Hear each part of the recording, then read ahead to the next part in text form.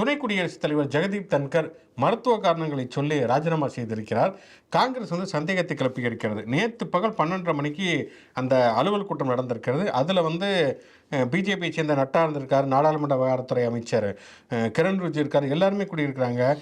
4:30 மணிக்கு திருப்பி அதே கூட்டம் கூடி இருக்கு. நட்டா ரிஜிஜு 2 பேரும் வரல, இவர் மட்டுமே வந்திருக்காரு. ரொம்ப அதிருப்தியில் இருந்திருக்காரு. அதுக்கப்புறம் பார்த்தா அவர் மருத்துவ காரணம் சொல்லி ரிசைன் பண்ணிட்டு போகிறாரு. என்னதான் நடந்திருக்கிறது, என்ன பிரச்சனை? இவ்வளோ நேரம் மதியம் 12:30 மணி 1:30 மணி வரைக்கும் நல்லா தானே இருந்தார் ஜெகதீப் தன்கர்.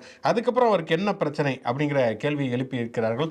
இது வரைக்கும் பதில் இல்லை. இன்னொரு விஷயம், ஜெகதீப் தன்கர் தான் சமீப காலமாக ஒரு வைப்ரேட்டான மொபைல் மாதிரியே அந்த கவர்னருக்கு எதிராக உச்சநீதிமன்றம் அளித்த தீர்ப்புக்கு எதிராக தொடர்ச்சியாக பேசிக்கொண்டே வந்தார். அதுக்கப்புறம் குடியரசுத் தலைவர் திரௌபதி முர்மு உச்சநீதிமன்றத்துக்கு வேற நோட் போட்டு அனுப்பிச்சிருந்தாங்க.